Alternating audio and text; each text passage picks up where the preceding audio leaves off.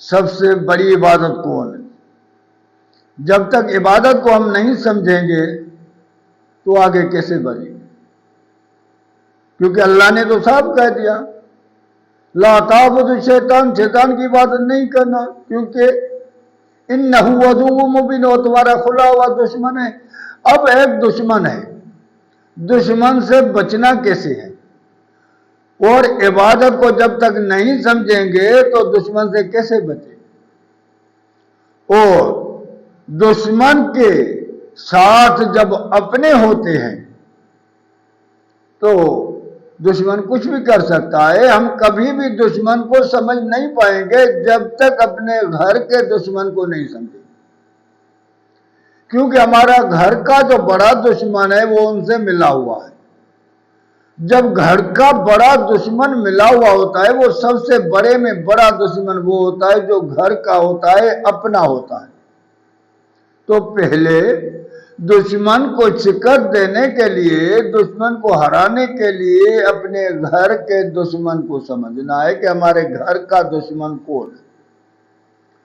وہ کہاں سے ملے گا؟ جب ہم قرآن پر غور و فکر کریں گے تو ہمیں وہ چیز مل جائے گی، کیونکہ ایسی کوئی قوم نہیں ہے جس کے پاس نبی نہیں آئے۔ وَلَقَدْ بَعَثْنَا فِي كُلِّ أُمَّةٍ رَسُولًا أَنِ اعْبُدُوا اللَّهَ وَاجْتَنِبُوا الطَّاغُوتَ۔ اللہ تعالیٰ فرماتا ہے میں ایسی قوم کوئی بھی نہیں چھوڑی جس کے پاس میرے میسنجر نہیں گیا، میرا پیغام دینے والا نہیں گیا کہ اللہ کی عبادت کرنا اور طاغوت سے بچنا۔ تو عبادت کو سمجھنا ہے پہلے۔ تو وہ کون سی بڑی عبادت ہے؟ وہ ہمارے گھر کا دشمن کون سا ہے جس کو ہم پہلے ہرائیں؟ جب تک گھر کے دشمن کو ہم شکست نہیں دیں گے تو ہم باہر کے دشمن کو کیسے ہرائیں؟ تو اللہ تعالیٰ نے ان کا بھی وضاحت کر دی کہ تمہارا بڑے میں بڑا دشمن کون ہے، پہلے تو اس کو سمجھو۔ اللہ نے فرما دیا ارأیت من اتخذ الہہ ہواہ افانت تکون علیہ وکیلا۔ ان بندوں کو نہیں دیکھے جو اپنے خواہشات، اپنے نفس کی عبادت کرتے ہیں، جیسے کہ اللہ کے رسول صلی اللہ علیہ وسلم نے فرما دیا کہ تیرے جسم کا ایک ٹکڑا ہے، تیرا اپنا جسم، اپنے گھر کا بندہ، اپنا تیرے جسم کا ایسا ٹکڑا ہے، اگر وہ صحیح ہو گیا تو پورا تیرا جسم صحیح ہے، اگر وہ خراب ہو گیا تو تیرا پورا جسم خراب۔ وہ ہے دل۔ تو جب تک ہم دل اپنے نفس کو پہچانیں گے نہیں، اس کو دشمن سے ملنے نہیں دیں گے، جب تک ہم دشمن سے اس کو روکیں گے نہیں تو ہمیں کیسے کامیابی ہوگی؟ تو عبادت کے قسم کو سمجھنا ہے۔ عبادت یعنی غلام، عبد سے نکلا ہوا ہے۔ عبد مانا غلام، عبادت مانا غلامی کرنے والا، غلامی میں آنے والا۔ اب ہمیں صرف اللہ کی غلامی کرنی ہے۔ اب غلامی ایک تو قولی ہوتی ہے، زبان سے کہہ دیا، کیا کہہ دیا؟ لا الہ الا اللہ، اللہ تیرے سوا کوئی بھی عبادت کے لائق نہیں ہے، تیرے سوا ہم کسی کی بھی عبادت نہیں کریں گے۔ اور دوسرا ہوتی ہے فعلی یعنی بدنی، جیسے نماز، روزہ۔ تیسرا ہوتا ہے مالی،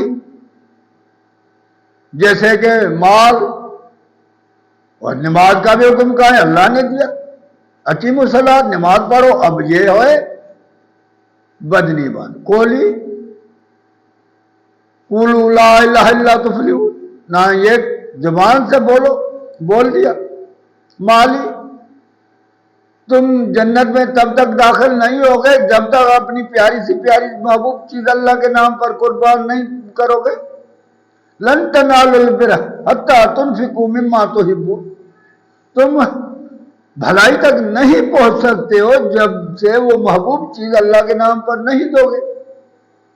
اب یہ تو تینوں عبادتیں ہو گئی ہے، دنیا کے سارے بندوں نے یہ کی ہے۔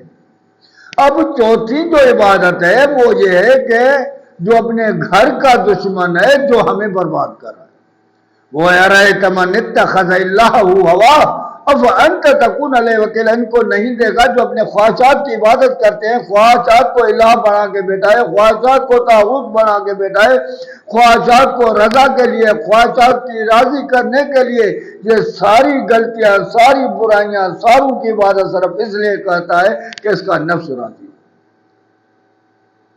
اب یہی نفس کی عبادت کرنے والا ظاہر تو وہ تو مسلمان ہے، لیکن یہ اس کو منافق کہا جاتا ہے، کیونکہ یہ جہنم کے نیچے نیچے ترے میں جائے گا، کیونکہ باہر کا دشمن اتنا نہیں خطرناک ہے جتنا گھر کا دشمن خطرناک ہوتا ہے۔ تو سب سے پہلے گھر کے سانپ کو کچلنا ہوتا ہے، جب تک اس کو نہیں کچلو گے تو باہر کا دشمن تیرے اوپر آسانی سے غالب آ جائے گا۔ تو سب سے بڑے کا بڑا وہ دشمن ہوتا ہے منافق، جو مشرک منافق ہے یہ جہنم کے نیچے نیچے طبقے میں آئے گا، کیونکہ اس کی دل غیر سے، زبان سے تو کہتا ہے پھل نمازیں پڑھے، روزے رکھے، زکات دے، کچھ بھی کرے، تینوں ہی وہ عبادتیں کرے، ذرا بھی فائدہ نہیں ہوگا، کیونکہ یہ تینوں عبادتیں عبداللہ بن ابی کرتا تھا، یہ مکے کے منافق کرتے تھے، قیامت تک منافق کرتے رہیں گے، لیکن اللہ تعالیٰ فرماتا ہے ان کی کوئی عبادت قبول نہیں ہے، یہ دین سے نکل جائیں گے جیسے اٹے سے باہر نکل جاتا ہے یا تیر سے کمان سے نکل جاتا ہے، ایسے یہ دین سے نکل جائیں گے، اس کی کوئی چیز قابل قبول نہیں ہے اللہ کے پاس۔ تو ہمیں دیکھنا ہے، سمجھنا ہے کہ عبادت کیا ہے، کہ دل کی عبادت کیا ہے۔ پہلے محبت ہے، وہ بھی اللہ نے کہا وَمِنَ النَّاسِ مَن يَتَّخِذُ مِن دُونِ اللَّهِ أَندَادًا يُحِبُّونَهُمْ كَحُبِّ اللَّهِ، لوگوں میں سے ایسے ہیں جو دوسروں سے محبت کرتے ہیں، ایسی محبت جیسی اللہ سے کرنی چاہیے۔ کس نے بتایا؟ قرآن۔ خوف، وَمَن خَافَ مَقَامَ رَبِّهِ جَنَّتَانِ، جو اللہ سے ڈرے، جسے بغیر دیکھے ڈرے، اللہ سے خوف کیا، وہ جنت کے باغوں میں ہوں گا۔ امیدیں کس سے ہوتی ہے؟ قال الذین لا یرجون لقاءنا ائت بقرآن غیر ھذا وبدل، جس کو اللہ سے ملنے کی امید نہیں ہوتی ہے، اللہ میں امیدیں نہیں ہے، وہ غیر کے در پہ جاتے۔ تو ساری چیزیں قرآن نے ہمیں کھول کھول کے بتائیے، قرآن ہمیں ایک چیز بتا رہا ہے، گائیڈ لائن کر رہا ہے ہماری، کہ جب تک میرے مخلص بندے نہیں بن جاؤ گے تمہیں میرے عذاب سے کوئی بچانے والا نہیں ہے۔ جب غیر کی عبادت ہوگی تو عدل ختم ہو جائے گا، انصاف ختم ہو جائے گا، کیونکہ ہم شیطان کے غلام بن گئے، ہمارا نفس شیطان کی بات پر چل رہا، ہم بے ایمانی بھی کریں گے، ٹھگی بھی، اس کی نشانیاں بتائے ہیں اللہ کے نبی نے کہ وہ جھوٹ بھی بولے گا، امانت میں بھی خیانت کرے گا، بے ایمانی بھی کرے گا، دولت کا پجاری بھی ہوگا، دولت کو حاصل کرنے کے لیے کچھ بھی کرے گا۔ یہ ان منافقوں کی نشانی ہے، کیونکہ ان کے دل میں غیر ہے، اللہ نہیں ہے، ان کی دل کی محبت غیر سے ہے، اللہ سے نہیں ہے۔ جس کی بھی محبت غیر سے ہے اور اس کا اندر جو ہے غیر کے طرف ہے، وہ بڑے میں بڑا مشرک ہے، اس کی کوئی عبادت قابل قبول نہیں۔ تو ہمیں پہلے عبادت کو سمجھے نا، کہ ہم غلامی کس کی کر رہے ہیں؟ اللہ کی کر رہے ہیں، شیطان کی؟ دیکھو نا، زبان سے تو کہہ دیا اللہ، دل میں کیا ہے؟ شیطان کی باتیں مان رہے ہیں۔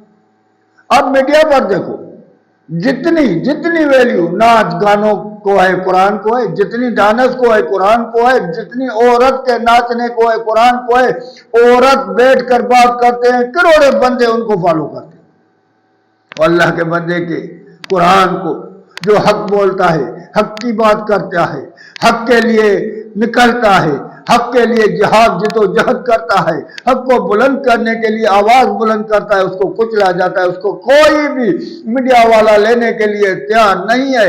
اگر لینا ہے تو ناچ گانے کو لینا ہے تو ناچنے کو لینا ہے، لینا ہے تو جو بڑے آواز ہیں ان کو لینا ہے تو عورت کے حسن کو لینا ہے۔